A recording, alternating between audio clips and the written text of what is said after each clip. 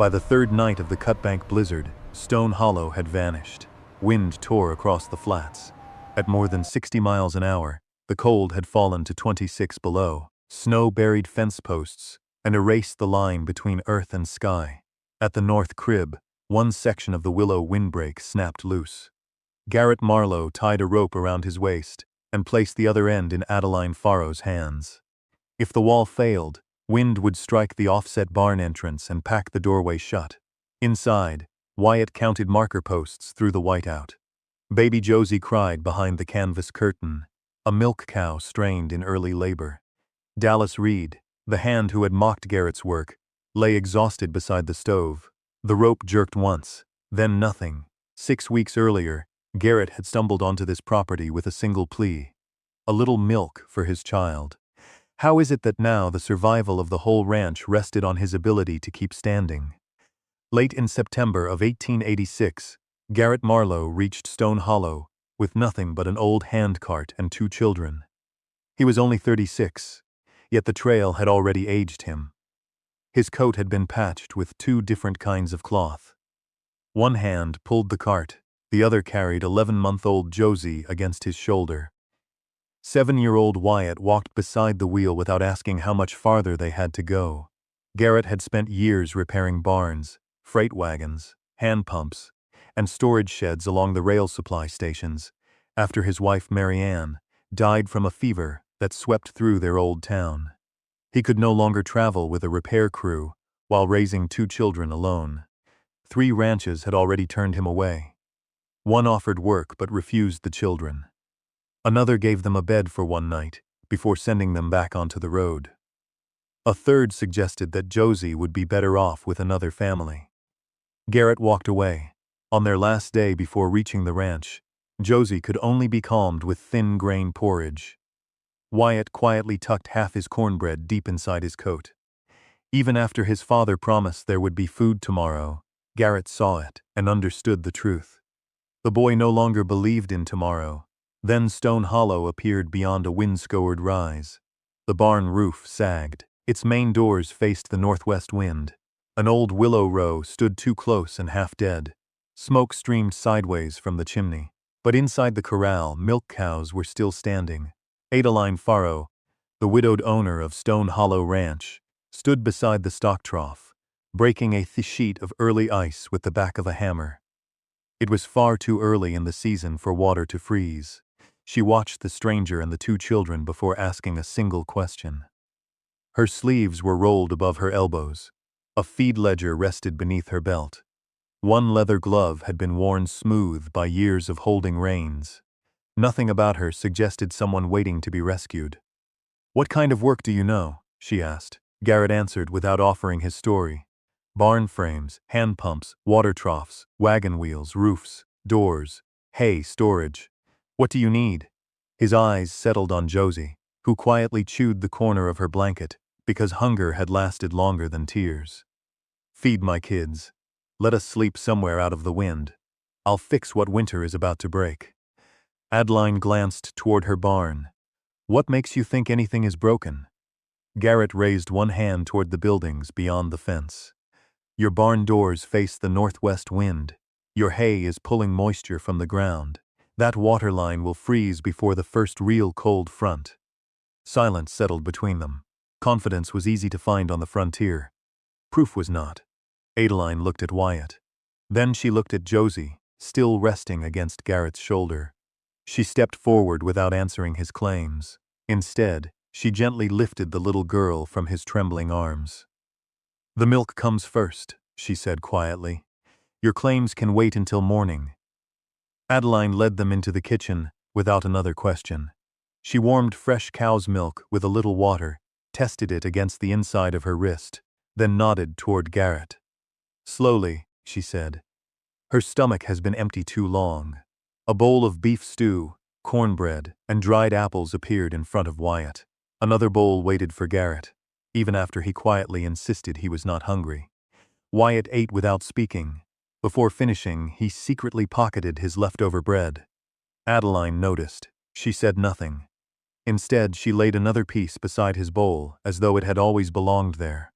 Across the table, Garrett tried to feed Josie, but his hands trembled from exhaustion. Adeline reached forward and steadied the bottom of the cup without taking the little girl from his arms. Between quiet bites, they exchanged only the facts that mattered. Marianne had died 6 months earlier. Caleb Farrow, Adeline's late husband and the ranch's former builder, had been killed 3 winters earlier when a logging wagon slid from an icy mountain road, or so the county had ruled. Adeline had never had children. Stone Hollow was carrying debt after losing 9 head of cattle the previous winter.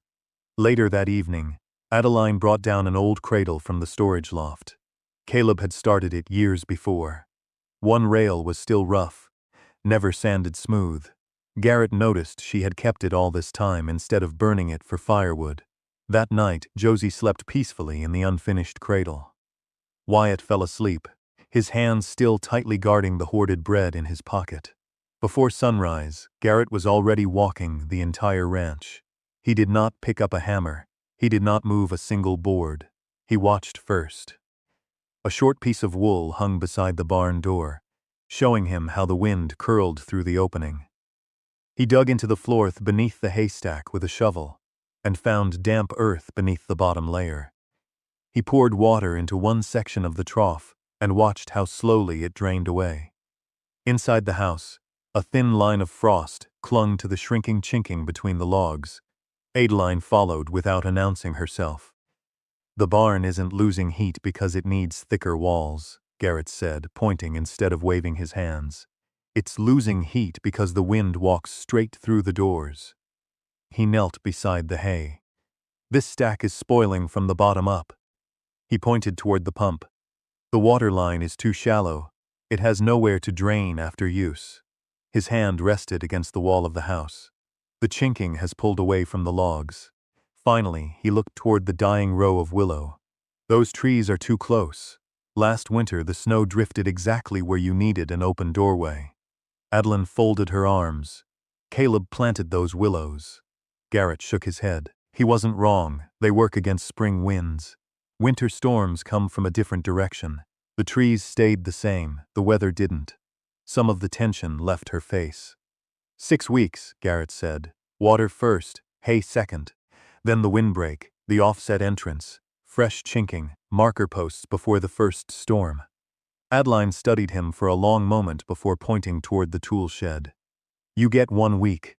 Then I'll decide whether you see problems or invent them." Garrett began with the jobs least likely to start an argument. The hay came first. Together he, Adeline, and Wyatt lifted away the bottom layers of the stack. A sour smell rose from beneath. Several patches felt warm and damp, where moisture had been trapped against the ground. Garrett built a raised crib, 8 inches high from old pine rails already lying behind the shed. Instead of stacking the hay into one large mound again, he divided it into smaller sections and left narrow air channels between them. Wyatt's job was simple. 8 inches, Garrett said. The boy measured each gap with a short piece of wood and counted every space out loud. It was the most words he had spoken since arriving at the ranch. Next came the water line. Garrett opened a test trench and found the pipe buried only a little deeper than 2 feet. "It should be 4 feet 8 inches here," he said, "and it needs enough fall to empty itself after every use." Adeline studied the trench. "We don't have time to dig the whole line."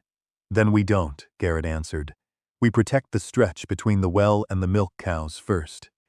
There was no argument, only a shorter plan. Late that afternoon, Effie Lang, an elderly neighboring ranch widow who quietly watched over families across the basin, stopped by with fresh goat's milk and quiet news. "Coy Bracken has been asking about Adeline's new man," she said. Nobody answered. As Effie set 2 loaves of bread on the table, she noticed the bread Wyatt had saved peeking out of his pocket. She looked toward Adeline. "Should I leave 1 loaf?" Adeline shook her head. "Leave 2. By the 3rd day, stakes marked the outline of Garrett's new windbreak across the open ground. It would stand 34 feet northwest of the barn, not in front of it, not against it, far enough to weaken the wind before it reached the buildings. The frame would form an L shape. At its tallest point, it would rise 7 feet 4 inches, Garrett and Wyatt were driving another post when a horse stopped beside the fence. Coy Bracken, the largest ranch owner in the basin and Adeline's longtime rival, climbed down without greeting anyone. Years earlier, after Caleb Farrow died, Bracken had offered to buy Stone Hollow for a price Adeline had refused. Ever since then, he had spoken about the ranch as though its failure were only a matter of time. He looked over the growing frame and smiled. So this is Marlowe's willow wall. His boot nudged one of the posts. All it'll do is catch snow and bury your barn. Garrett rested both hands on the post driver. If I build it too close, you're right. Bracken frowned. If the distance matters more than the wall, Garrett continued, then the distance is what I'll fix. Bracken turned toward Adeline. Since when did a drifter become your engineer? Adeline never looked away from the survey stakes. He is not a drifter. He is my foreman until the work proves otherwise. The words surprised everyone. Even Garrett. Bracken let out a quiet laugh. You'll still need my freight road once winter closes in, if you have business to discuss. Adeline replied, put it in writing. Bracken climbed back into the saddle. As he gathered the reins, he looked once more at the unfinished wall. Winter will decide which one of us is wasting time. He rode away without another word. Wyatt watched until the horse disappeared over the rise. Then he looked up at his father. What if he's right? Garrett picked up the next willow pole. Then we'll change it before the snow does. The first hard squall arrived sooner than anyone expected. Garrett tied narrow strips of cloth to the willow posts before the wind reached the ranch. He wanted to see how the air actually moved instead of guessing. The answer came within minutes. The center of the windbreak was too tight. The wind climbed over it, rolled downward, and slammed into the ground behind the wall. Thin snow and dry grass began drifting toward the barn entrance. One woven willow panel snapped loose. Garrett never defended the mistake. He cut away nearly a fifth of the willow from the middle section. Adeline studied the moving cloth strips for a moment. Try weaving the next pieces on a diagonal, she said. Let the wind spread instead of fighting one flat wall. They worked until sunset. When the next gust came, it passed through the willow, slowed, and lost its force before reaching the barn. A windbreak that stops everything becomes another cliff, Garrett said. The wind only needs to lose its strength. As darkness settled over Stone Hollow, Adeline handed Garrett the willow cutters. Your wall, she said. She looked at the cloth still dancing in the evening wind. My wind. Then she smiled, just enough to be noticed. We fixed both. A week later, Wallace Dane, the county livestock inspector, rode into Stone Hollow after hearing that Adeline was rebuilding her barn before winter. He never laughed. Instead, he asked difficult questions. A tighter barn can trap moisture. Deep bedding can build ammonia. A hay crib can heat from the inside if the air doesn't move. Before leaving, Dane made one request. Keep records for 3 weeks. Morning and evening temperatures. Firewood used. Hay fed. Barn moisture. Every time you break ice. Adeline hung a ledger beside the kitchen door. From that morning on, facts would speak before opinions ever could. But before the numbers could prove anything, something else came first. Something Garrett hadn't expected to find. While clearing out the old tack room to make space for tools, he found a locked strongbox shoved behind a collapsed shelf. Inside, wrapped in oilcloth, were 3 promissory notes bearing Caleb Farrow's signature. And beneath them, a letter in a hand Garrett didn't recognize, addressed to Caleb, dated the week before he died. The letter offered to buy out Caleb's debt quietly, in exchange for a right-of-way through Stone Hollow's northern pasture for a spur rail line. It was signed C. Bracken. Garrett said nothing to Adeline that night. He wanted to be certain before he put a stone that heavy into her hands. The first batch of chinking failed. Garrett had mixed too much clay into the mortar. After 2 cold nights, the fresh seams shrank away from the logs. Fine cracks appeared. A strip of wool held against the wall still fluttered in the draft. Without complaint, Garrett reached for his scraper. We start over.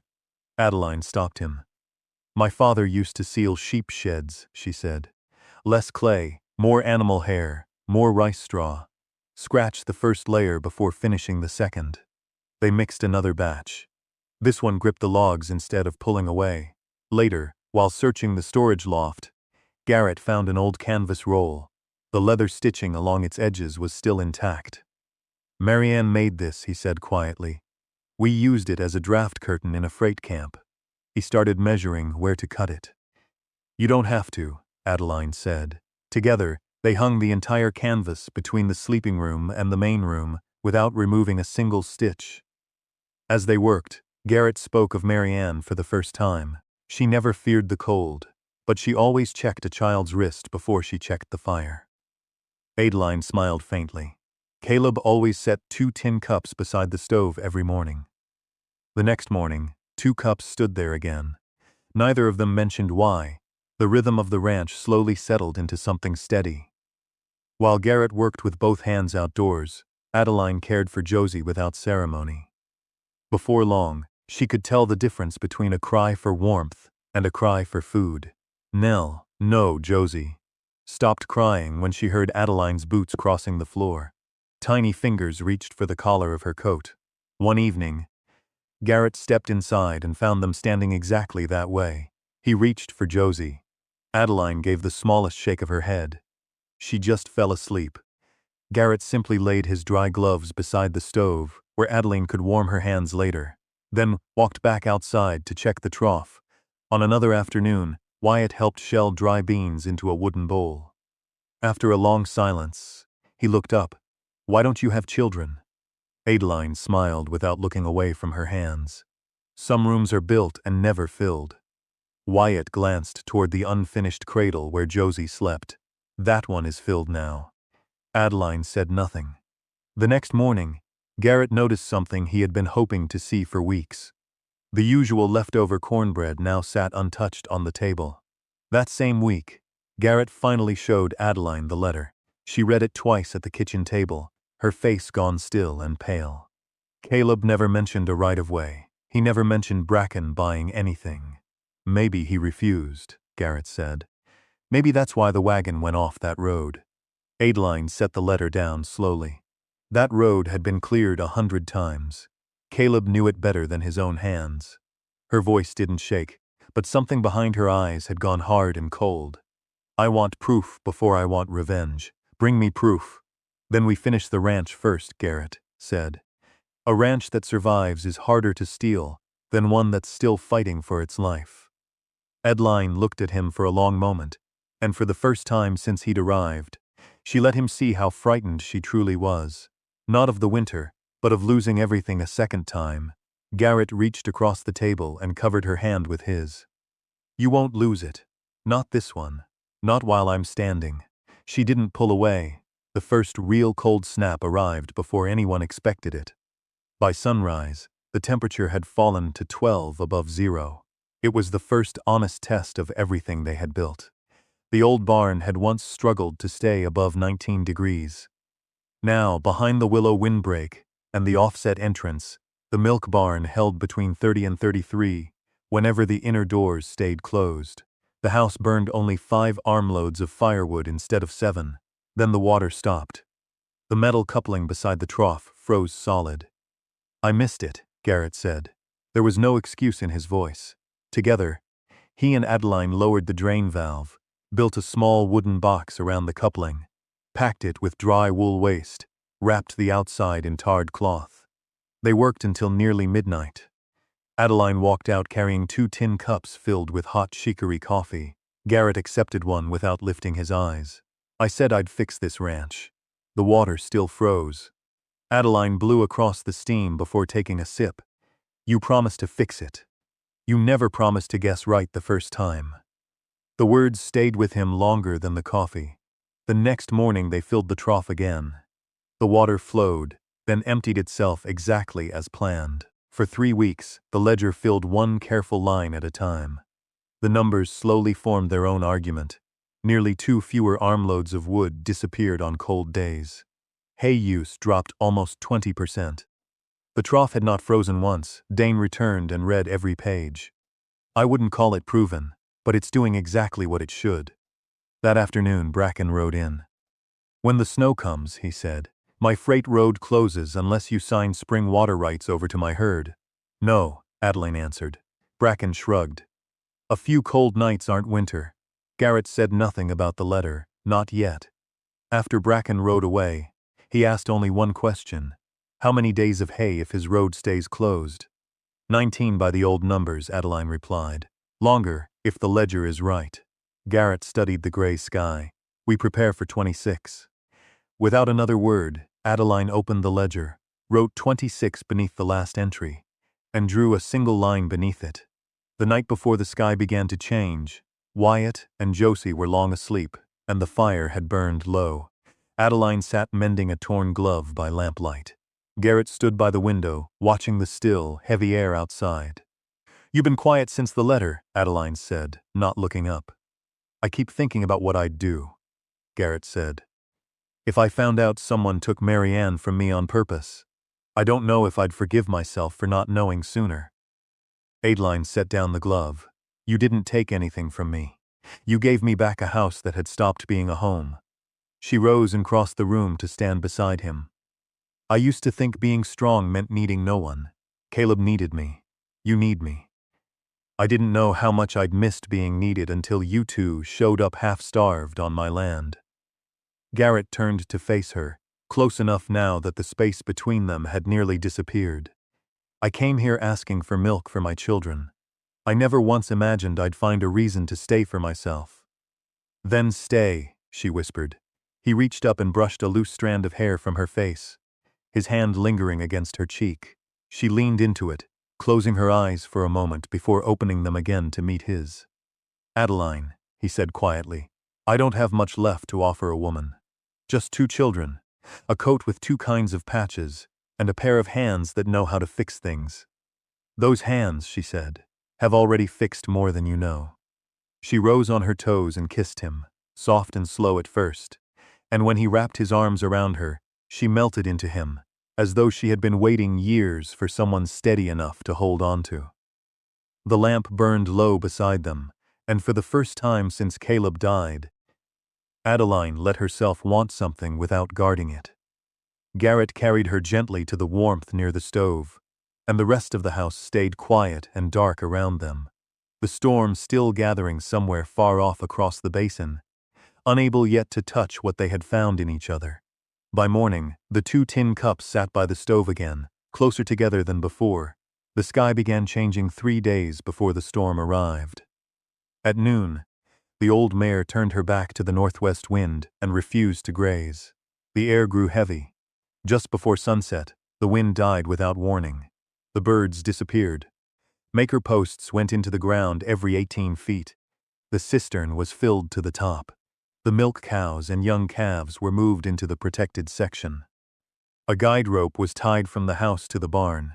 Wyatt watched the last marker post disappear into the frozen ground. "Why do we need both the rope and the posts?" Garrett tightened another knot.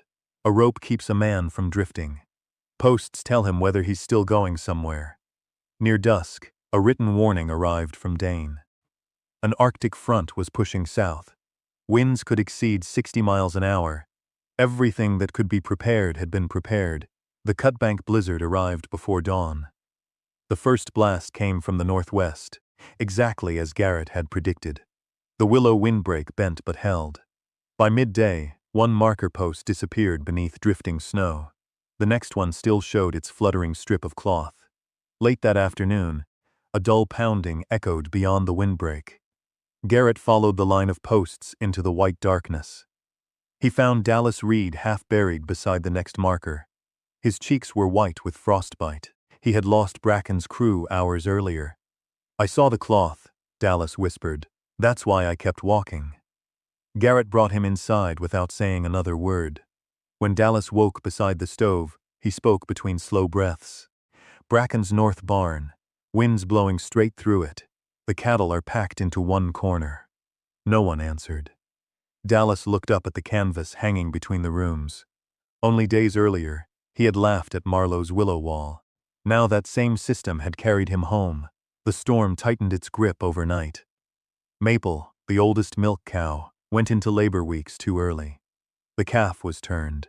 There would be no vet reaching the ranch through the buried roads. While Garrett checked the waterline and the windbreak, Adeline washed her hands with warm water, tied Maple's tail aside, found the calf's front legs, and worked slowly with boiled calving straps exactly as her father had once shown her. Wyatt held the lantern, his hands shaking. "Look at her eyes," Adeline said softly. Garrett returned just as the final pull was needed.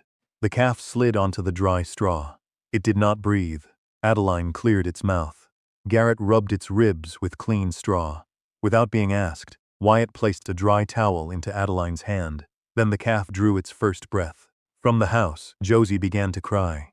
Still weak, Dallas pulled the unfinished cradle closer to the stove and quietly warmed another bottle of milk. The third day brought the hardest wind. Just after noon, one of the lashings on the north section of the willow windbreak snapped. If it failed, the wind would pour straight through the offset passage. Snow would bury the barn entrance. Garrett reached for the rope. Adeline caught the other end without a word. Outside, the storm erased everything beyond the next marker post. Garrett crawled from stake to stake. One post had already snapped. The loose willow lattice slammed into him, knocking him flat into the snow. Then he felt something else. A second shape moving through the drift toward him, too large to be Adeline. A horse, riderless, dragging a broken lead line. Bracken's brand was burned into its flank. He didn't have time to wonder what it meant. He braced the broken section with a spare willow pole and gave 3 sharp tugs on the rope. "Give line," Adeline pulled. A figure crawled out of the white darkness on one arm and one knee. "It will hold until morning," Garrett said. Adeline looked past him at the storm still raging across the basin. "Morning is enough." By the 4th morning, the wind had finally begun to weaken. Every main animal was still alive. The newborn calf carried only a small patch of frostbite on one ear. Water still flowed through the trough. Garrett walked the ranch with a notebook instead of relief. Adeline watched him. "You've counted every weakness before you've counted what survived." Garrett closed the notebook. "The living can wait an hour." He looked across the battered windbreak. A weakness should not be allowed to hide behind success. When the roads finally opened, people came to Stone Hollow for answers instead of rumors. Dane inspected everything without hurry. At last he closed the ledger. The barn stayed drier. The herd burned less feed than expected. Stable water made the difference. Dallas spoke next. "I'd be dead if those marker posts hadn't been there."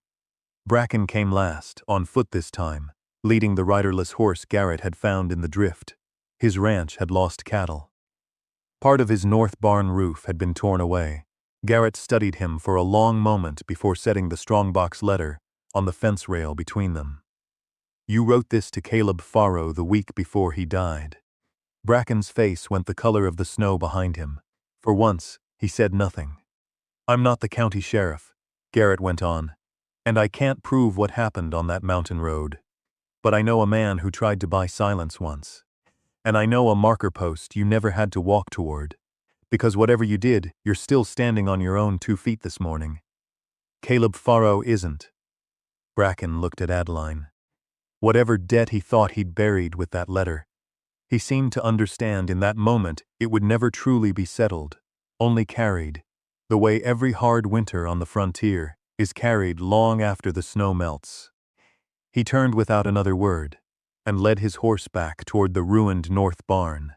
And Stone Hollow never heard another threat about water rights or freight roads again. Later, after everyone had gone, Adeline led Garrett into the ranch office. She placed a folded agreement on the desk. It granted him a share of the ranch's profits, authority over water systems, structural work, and winter preparation. One final line stood apart from the rest. Wyatt and Josie would always have a home at Stone Hollow.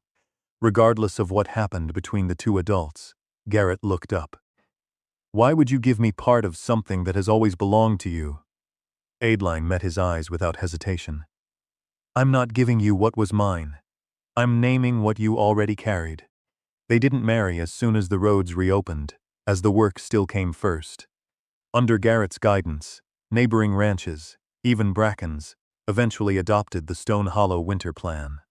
It wasn't until early May that Garrett and Adeline held a quiet wedding, witnessed by Dane and Effie Lang. Bracken never attended. but a neat bundle of straight willow stakes resting beside the fence served as a silent, wordless apology. A few days later, Wyatt looked up from the ledger. "Do I have to call you something else now?" "You never have to call me anything you don't truly mean," Adeline said. Wyatt nodded. Weeks later, after tripping near the marker posts, he blurted out, "Ma," and she rushed over to brush the dirt from his hands, pretending not to hear the word he'd almost finished. Spring slowly returned. Beside the barn post where Wyatt had just carved a new snow line, little Josie took careful, unsteady steps toward Adeline. "Ma," the tiny voice drifted across the yard. Adeline didn't rush forward. She simply knelt, patiently waiting for the girl to finish the last few steps on her own. Garrett traced his eyes over the repaired windbreak, the open barn doors, and the grazing cattle. "It still needs fixing. That's a good thing," Adeline replied, handing him the second tin cup. "You said you'd stay as long as there was work." Stone Hollow didn't survive because winter showed mercy. Winter showed none. It survived because every weakness was fixed before the storm could exploit it, and because two people who had both learned to carry loneliness like a tool finally set it down. Garrett and Adeline never rescued each other. They simply stopped mistaking loneliness for strength. And out here on the frontier, that lesson would endure far longer than any winter.